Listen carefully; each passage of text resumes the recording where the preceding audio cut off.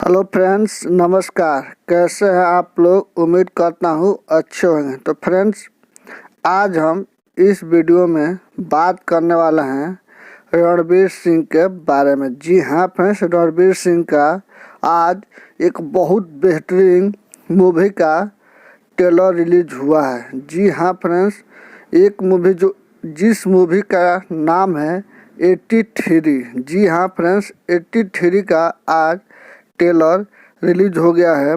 बहुत बेहतरीन ट्रेलर है, एकदम धांसू मूवी है। सेम पहले जो लगान जैसा है। और इसमें रणवीर सिंह और शाबिब खान भी हैं। जी हाँ फ्रेंड्स, शाबिब खान और रणवीर सिंह, बहुत बेहतरीन ट्रेलर है। और फिल्म बहुत जल्द ही हम लोग के बीच में आने वाला है। अगर आप नहीं देखे हैं तो रिलायंस इंटरटेनमेंट पर एक ट्रेलर रिलीज हुआ है। आप लोग जाइए, खूब ढेर सारा प्यारा सी बात दीजिए और प्लीज़ मेरे चैनल को आप सब्सक्राइब कर लीजिए। हम आपके लिए ऐसा ही अपडेट लाते रहूँगा। तब तक के लिए बाय बाय।